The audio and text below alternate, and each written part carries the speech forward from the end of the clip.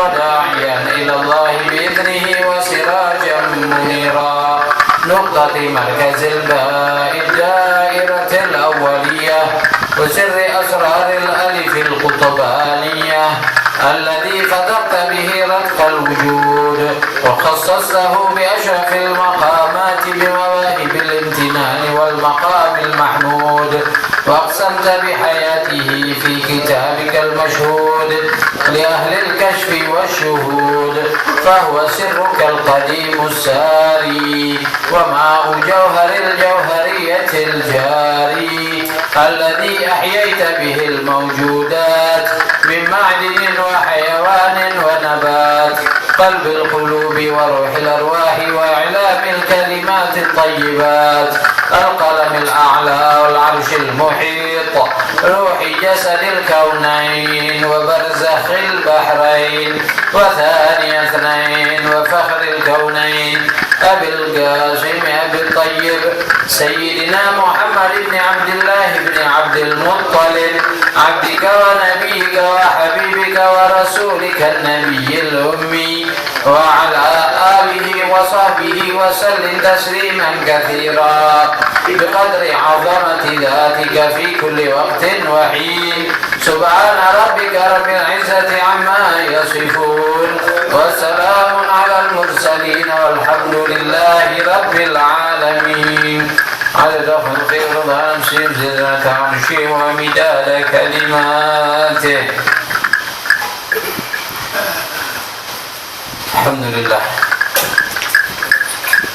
الواحد الأحد الفرد الصمد الذي لم يلد ولم يولد ولم يكن له كفوا أحد أشهد أن لا إله إلا الله وحده لا شريك له وأشهد أن محمدا عبده ورسوله النبي الممجد اللهم صل وسلم على سيدنا محمد الفاتح لما أغلق والخاتم لما سبق ناصر الحق بالحق والهادي إلى صراطك المستقيم صلى الله عليه وعلى آله وصحبه حق قدره ومقداره العظيم سبحانك لا علم لنا إلا ما علمتنا إنك أنت العليم الحكيم رب اشرح لي صدري ويسر لي أمري واحلل عقدة من لساني يفقه قولي تسدد لساني واهد قلبي بحق نبيك سيدنا محمد صلى الله عليه وآله وصحبه وسلم اللهم ألهمنا علما نفقه به أوامرك ونواهيك وارزقنا فهما نعلم به كيف نناجيك اللهم أغننا بالعلم وزينا بالحلم وأكرمنا بالتقوى وجملنا بالعافية اللهم ارزقنا فهم النبيين وحفظ المرسلين وإلهام الملائكة المقربين اللهم إنا نعوذ بك من علم لا ينفع وقلب لا يخشع وعمل لا يرفع ودعاء لا يسمع برحمتك يا أرحم الراحمين ويا أكرم الأكرمين الحمد لله bersyukur kehadirat Allah Subhanahu wa taala di sore hari yang barokah yang cerah ini kembali kita berkumpul guna mendapatkan ridha dari Allah Subhanahu wa taala.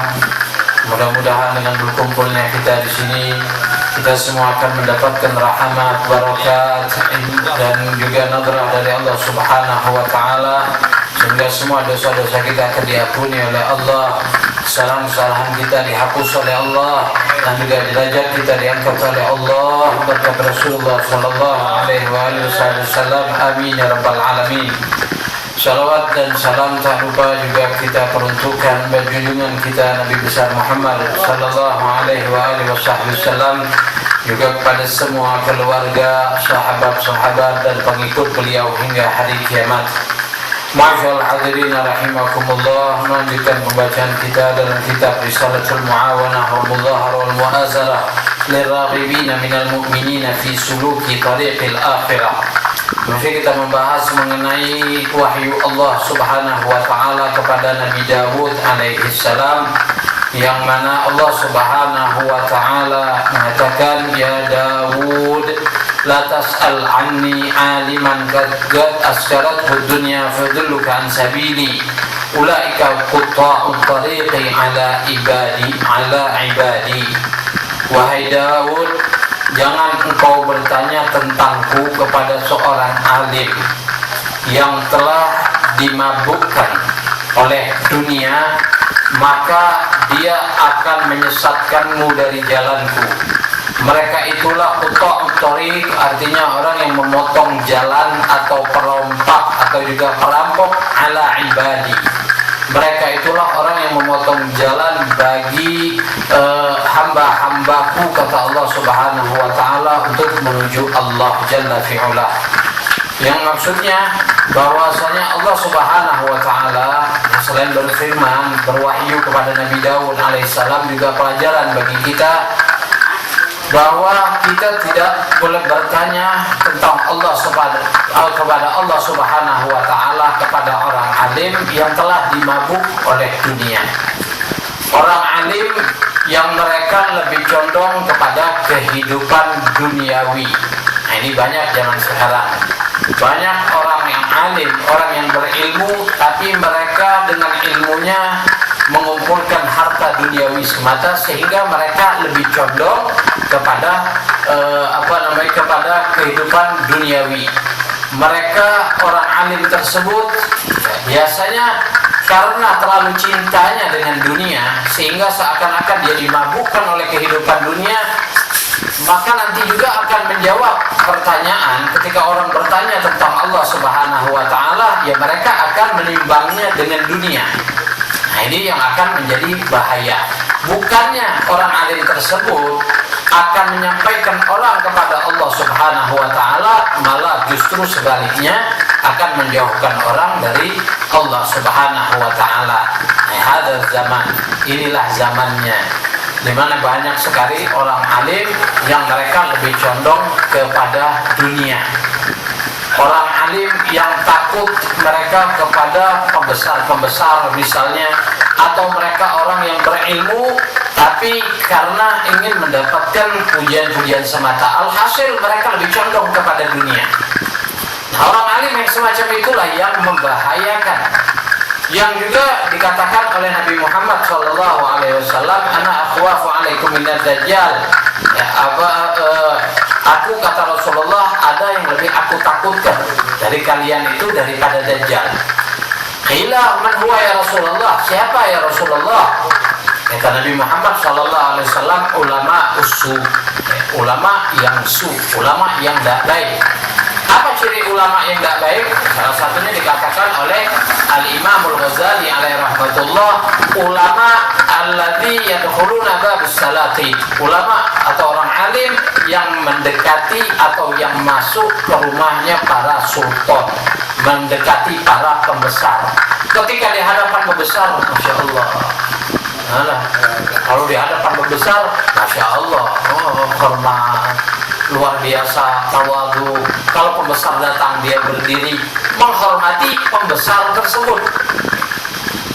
Lah kita tahu zaman sekarang, zaman Imam Ghazali, kata Imam Ghazali, mal hartanya dari para pembesar itu ya kebanyakannya syubhat, bahkan banyak yang haram. Apalagi di zaman kita sekarang. Sekarang kalau ulama atau orang alim, ustaz dekat dengan pembesar, bangga. Wah, ada wali kota sohib ana, ada kepala kepolisian sohib ana, ada bupati sohib ana, bangga. Buat apa kita bangga seperti itu? Kalau kita berteman dengan orang yang saleh, itu yang mesti kita banggakan. Kita berteman dengan misalnya orang yang kita yakin dia wali min auliyaillah, ini kita bangga, tak jadi masalah.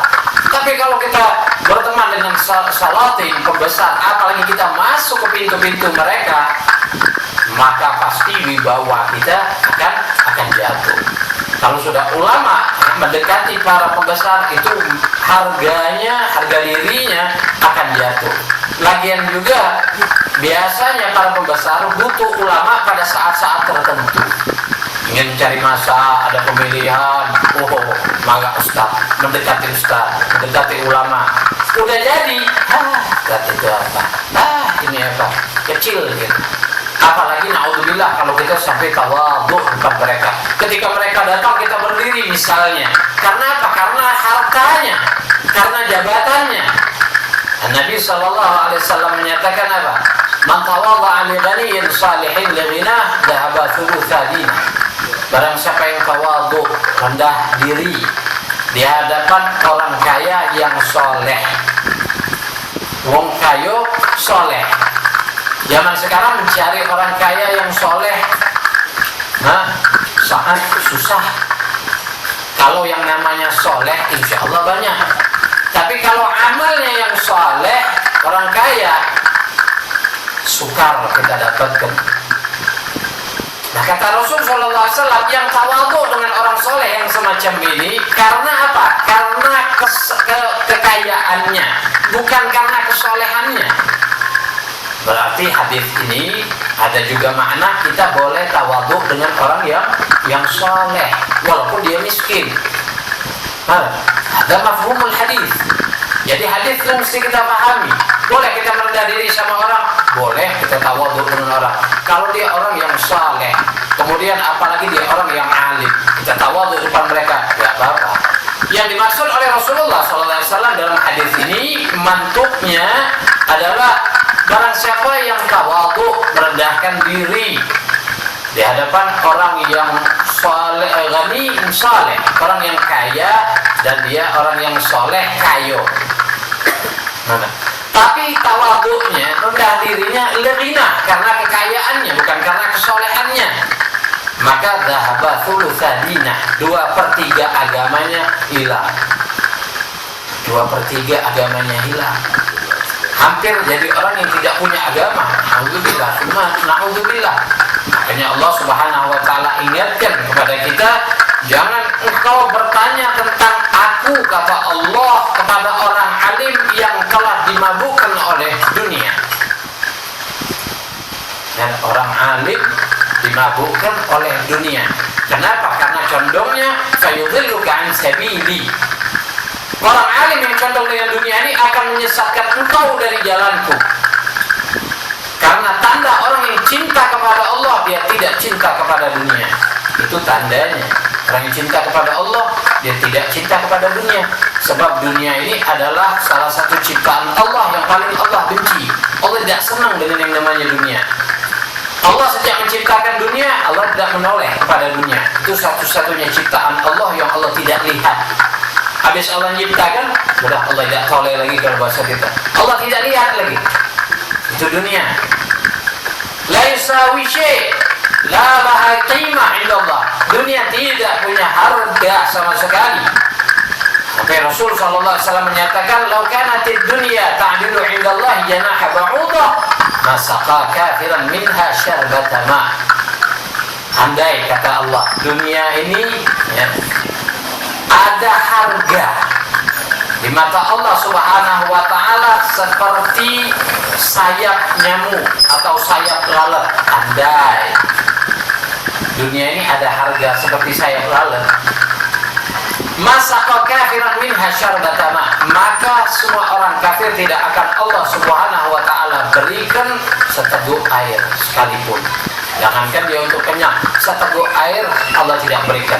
Maka karena dunia tidak ada harganya di sisi Allah, orang kafir nikmat, orang kafir kaya.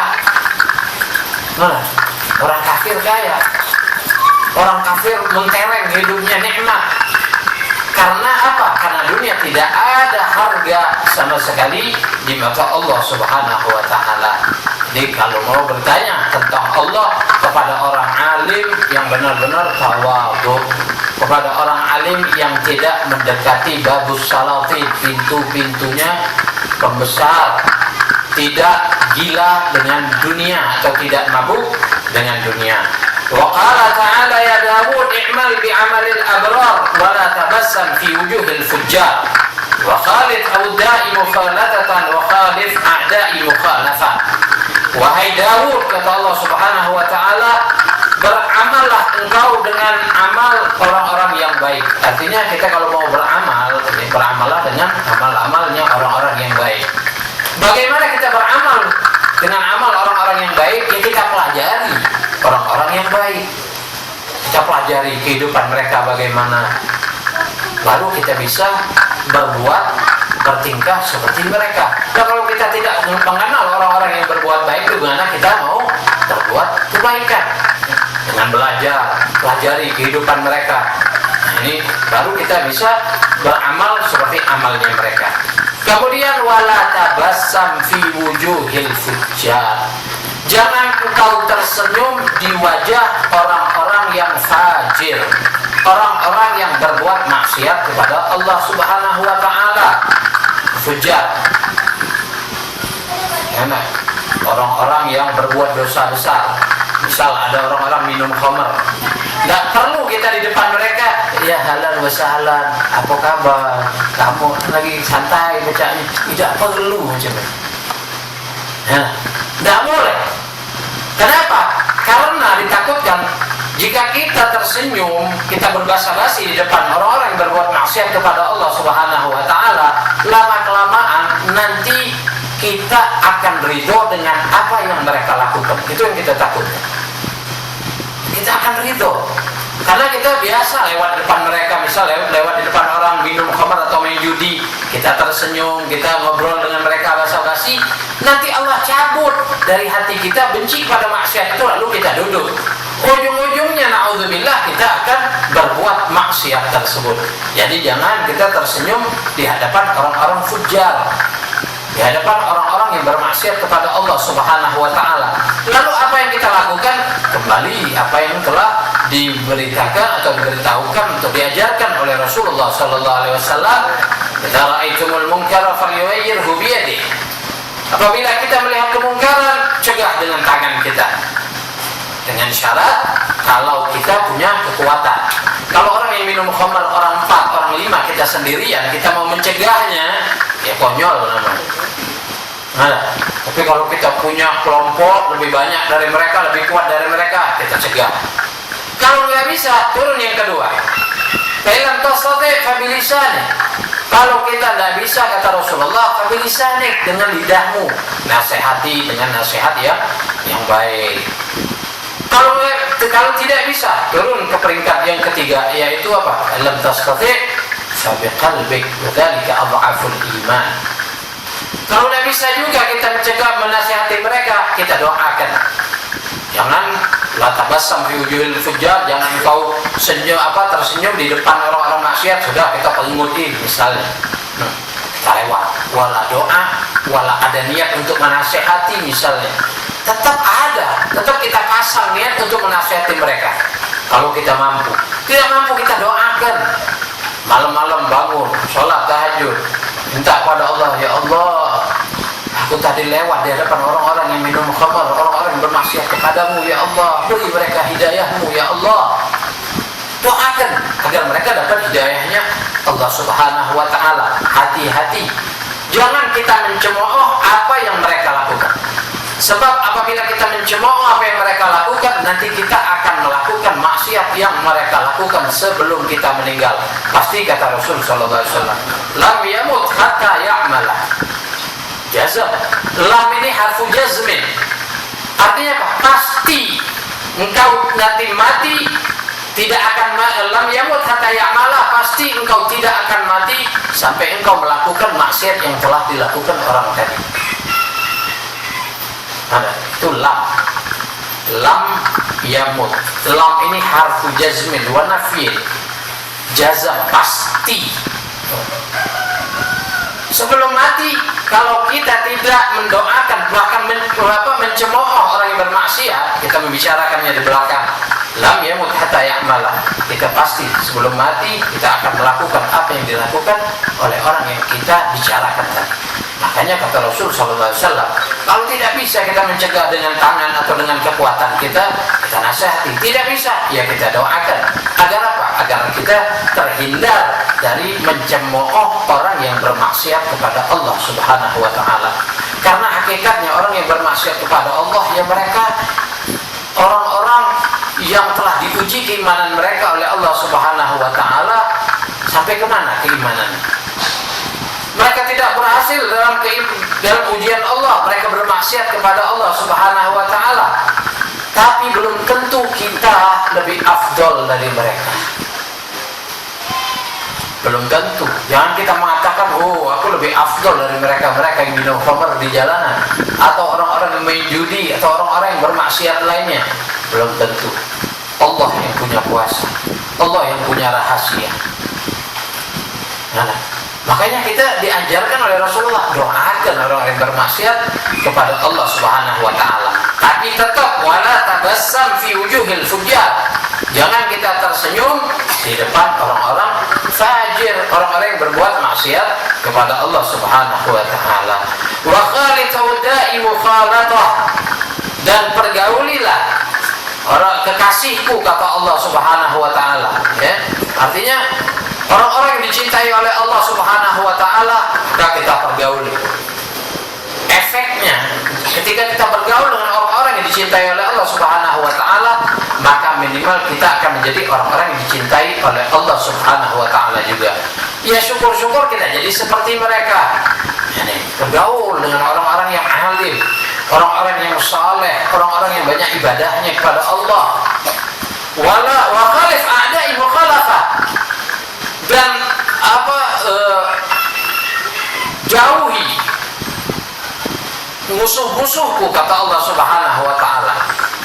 Harus kita jangan menyamakan salah satu dari apa yang kita lakukan atau kita pakai dengan musuh-musuh Allah Subhanahu wa taala. Sebab apabila kita, baik dari akhlak kita, pakaian kita, keadaan rumah tangga kita, apabila ada yang meniru orang-orang kafir atau musuh-musuh Allah Subhanahu wa taala, maka kita pun akan menjadi musuhnya Allah Subhanahu wa taala. Sebab Rasulullah mengatakan, apa man tasyabbaha biqaumin fahuwa minhum. Orang yang tasyabbuh ini maknanya luas. Bisa menjadi tasyabbuh fil af'al, dalam perbuatan kita, fil libas, di pakaian kita,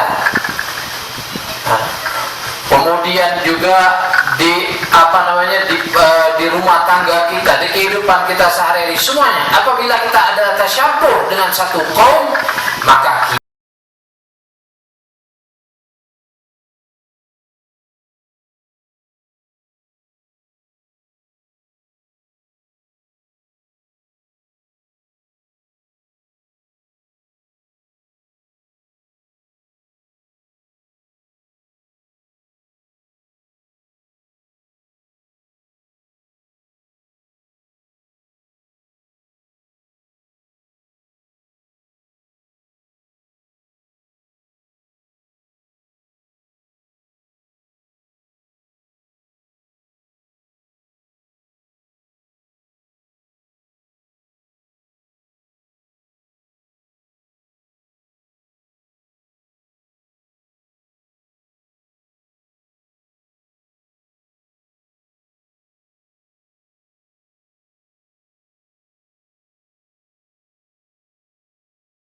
ada batasan, ada hal-hal yang cocok dengan kita, ada yang tidak. Misal ini, orang alim, dia alim, saleh, wali, imamahnya tebal. Imamahnya tebal sampai berapa, misalnya 11 tingkat. Lah kita baru namelo, baru mau ikut dia, baru pengen tasyabuh dengan orang yang seperti itu, langsung juga imamah kita tebal misalnya. Mengkok jalan kita lah. Ngiri kepala kita. Ya tasyabuh itu yang kira-kira. Misalnya orang alim pakai imamahnya tebal, kita juga pakai imamah walau tipis. Orang alim misalnya yang soleh tadi menjalankan sunnah pakai rida, pakai syal ini kalau bahasa kita. Kita pakai syal. Nah kalau orang alim panjangnya 3 meter, kita semeter lah. Mana? Orang alim pakai siwak, kira-kira pas di kantong. Ini biru sekalian, siwak itu 1 meter bawa. La ilaha illallah. Ini tasyabuh yang khata, namanya tasyabuh yang salah. Ya kita tasyabuh dengan mereka semampu kita, menurut kadar kita. Yang kita mau tasyabuh semua sama mereka, minimal ada tasyabuh itu. Inna tasyabuha bil kirami falahu. Karena meniru, melakukan apa yang dilakukan oleh orang-orang yang mulia, kita juga akan menjadi orang yang salah, orang yang senang.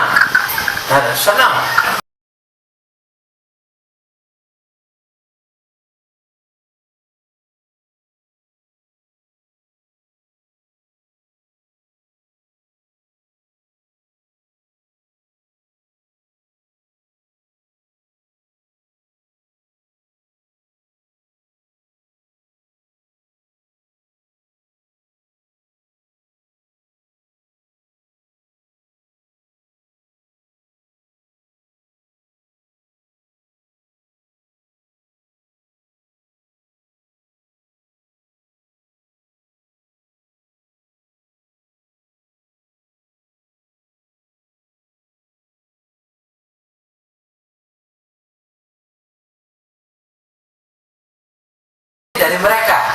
Pakai jubah, pakai imamah. Wah, hebat. Tapi fikrahnya fikrah Yahudi.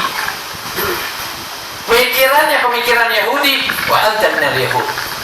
Berarti ente dari golongan orang Yahudi. Percuma libasnya ente seperti ulama atau ente meniru Rasul sallallahu alaihi wasallam, tapi kalau ideologi, fikrahnya ente, pemikirannya ente seperti pemikirannya kafir, maka ente minal kufar. Na'udzubillah, tsumma na'udzubillah. Wa qala ya Daud, kun lil armalati wal yatimi kal abi syafiq, azid fi rizqika wa kafir anka dhanbuk. Wahai Daud, jadilah engkau bagi para janda dan yatim dan anak yatim bagaikan ayah yang pengasih. Nah, ini dilakukan oleh Rasul sallallahu alaihi wasallam. Dikatakan dalam maulid yang sering kita baca, Maulid Al-Habsyi apa? Salah satu daripada akhlaknya Rasul sallallahu alaihi wasallam, wa huwal abu syafiqur rahimu lil yatimi wal armalah. Di sebagian kitab bil yatimi, tapi bacanya lil yatimi itu lebih sopan daripada pakai ba. Wa huwal abu syafiqur rahimu lil yatimi wal armalah. Nabi adalah bagaikan seorang ayah yang penyayang. Bagi siapa? Bagi al-yatim, anak-anak yatim. Rasulullah penyayang luar biasa dengan anak yatim. Rasulullah sendiri terlahir dalam keadaan yatim. Beliau juga punya hati yang luar biasa terhadap anak-anak yatim. Bahkan Rasulullah menjamin, mengatakan bagi orang-orang yang memelihara anak yatim, ana wa kafilul yatim kahatain fil jannah.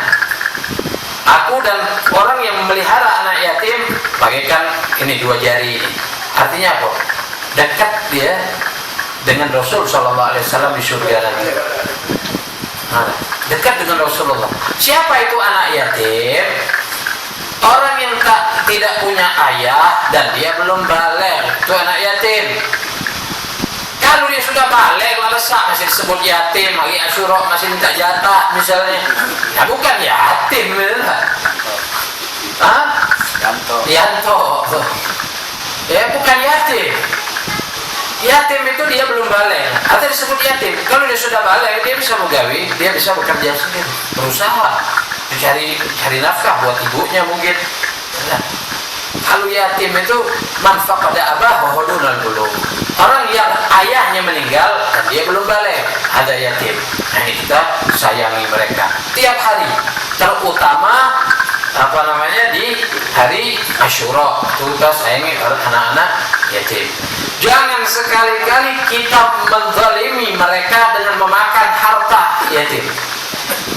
Misal kita punya cucu atau kita punya ponakan yatim, lalu hartanya kita yang megang, tapi kita makan hartanya. Ini hati-hati. Allah Subhanahu wa taala katakan dalam Al-Qur'an apa? Alladzina ya'kuluna amwalal yatama dzulman innama ya'kuluna fi butunihim nar. Sungguhnya orang yang memakan harta anak yatim secara zalim, maka seakan-akan dia memakan nar, api dalam perut. Memakan api. Harta anak yatim kita jaga. Kalau bisa kita kembangkan buat mereka nantinya ketika mereka balik atau ketika mereka dewasa. Jangan sekali-kali kita menzalimi harta anak yatim. Rasul wahwal abu syafiqur rahimu lil yatimi wal armalah. Rasulullah sallallahu alaihi wasallam juga penyayang para janda. Hati-hati tapi di kalimat penyayang para janda. Kenapa? Karena orang-orang kafir mereka itu selalu mendidik anak-anak mereka, atau orang-orang yang benci memang dengan Rasulullah dari kalangan kufar yang benci dengan Islam di kalangan kafir, itu mereka mengatakan kepada para anak-anak mereka ketika masih tingkat kanak-kanak atau TK, bahwa Nabi Muhammad, nabinya orang Islam itu adalah penyuka janda, makanya dinikahin para janda. Masya Allah, tabarakallah. Perlu kita ketahui, Nabi tidaklah menikahi seorang perempuan pun kecuali dari Allah Subhanahu wa taala. Itu satu. Kedua, yang dinikahi oleh Rasulullah adalah orang-orang yang Rasulullah angkat martabatnya mereka. Yang Rasulullah angkat martabatnya mereka. Anak-anak pembesar, misalnya Rasulullah berperang sama satu suku, sama satu kaum. Ada anak perempuannya ditawan. Kalau ditawan, ya dalam hukum perang, ya, kalau sudah menjadi tawanan berarti menjadi budak. Kalau sudah menjadi budak, diperjualbelikan, siapapun bisa diapakan. Tapi Rasulullah angkat karena dia ini anak pembesar satu kaum, maka Rasulullah nikahi. Nah, sehingga apa?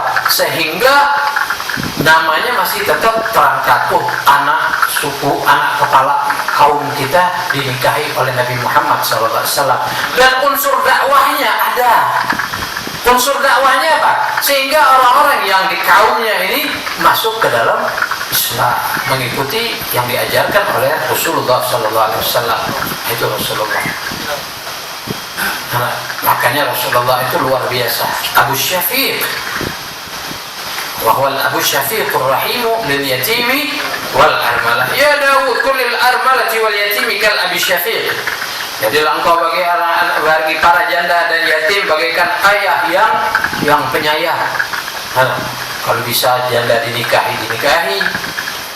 Kalau nggak bisa ya kita santuni, menikahi para janda juga berarti kita menyayangi mereka. Ya bukan, jangan sekali-sekali li syahwat. Jangan karena syahwat. Tapi konotasinya kalau di Indonesia, apalagi khususnya di Palembang, kalau sudah janda itu konotasinya negatif. Kadang-kadang juga ya subhanallah, sudah memang mungkin bawaannya seperti itu. Tapi dengan niat yang sholihah, kalau orang mau menikahi para janda, tidak jadi masalah. Tapi kalau ngomong sama bini ngasah dulu, ngasah pedang dulu ya. Biasanya begitu. Atau bini kita mau ngawini ada janda satu, oh ya ada juga janda itu 80 tahun itu suatu itu 80 tahun lah. Dan kita juga biasa nak nyari janda muda lah. Kalau tidak baca, sudah kita kita kasihi mereka dengan memberikan mereka santunan, berikan beras, bayar misalnya apalah yang menjadi kebutuhan mereka, kita yang menutupinya. Maka apa kata Allah? Azidu fi rizqika wa kafir anka dzambuk. Maka apabila engkau wahai Daud khususan dan semua manusia umuman yang menyayangi yatim dan para janda, Allah akan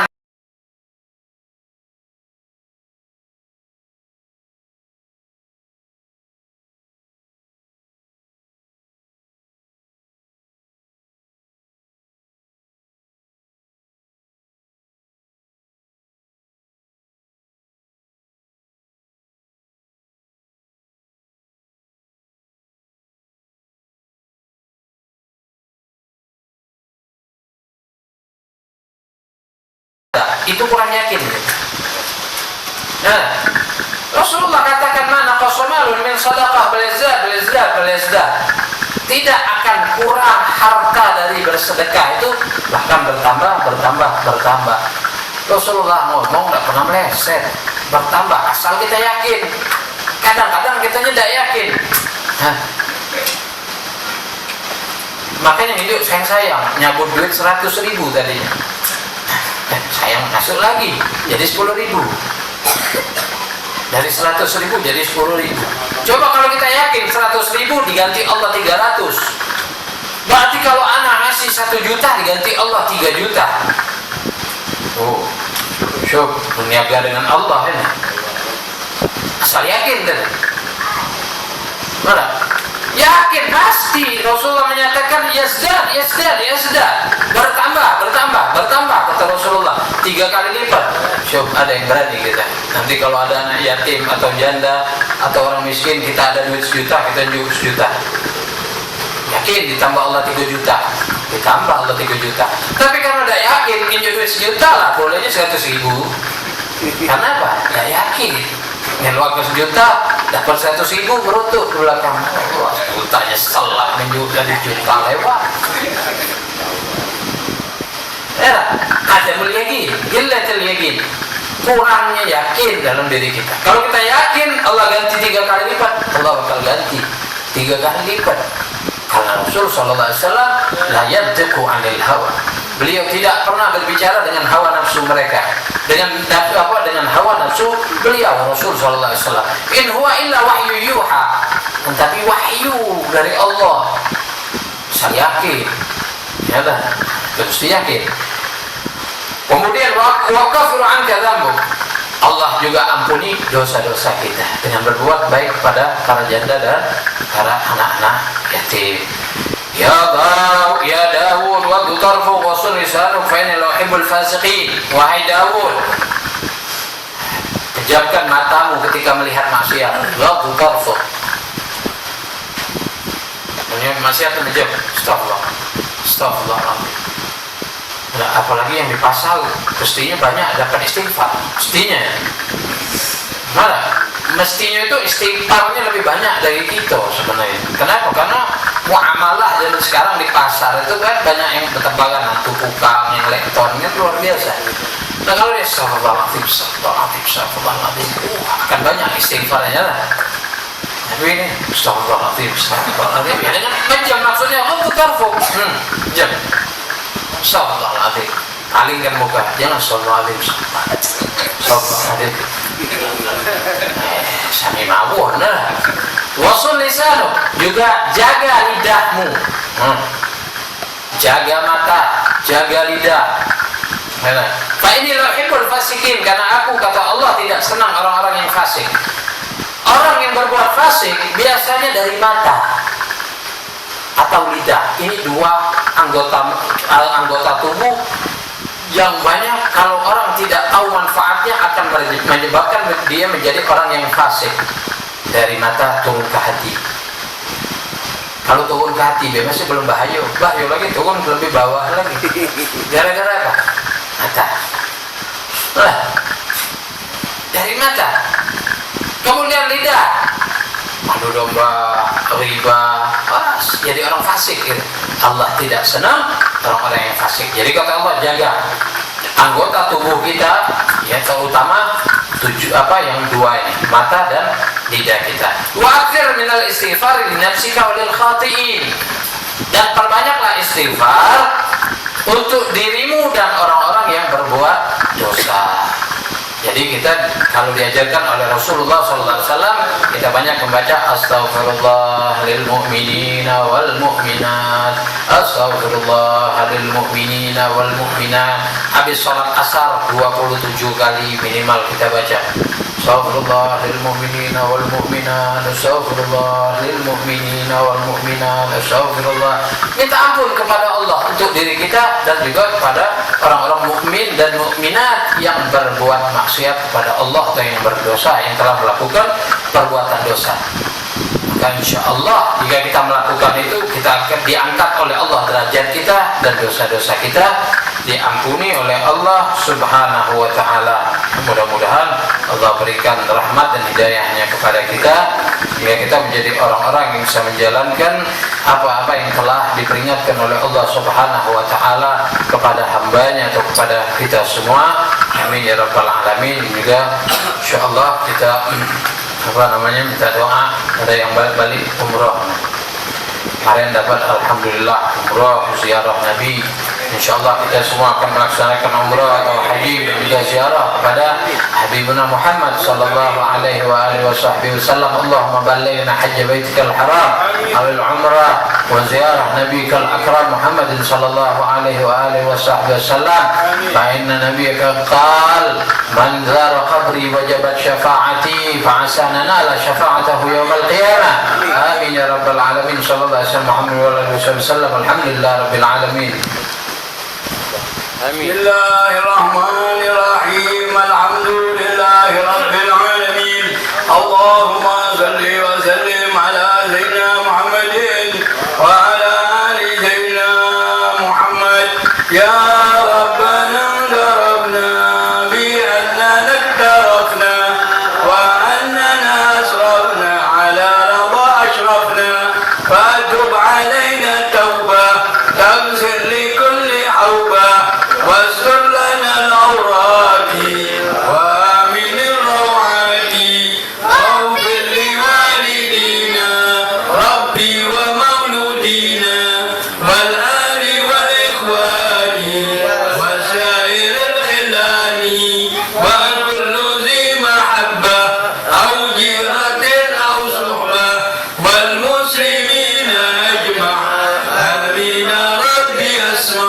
فضل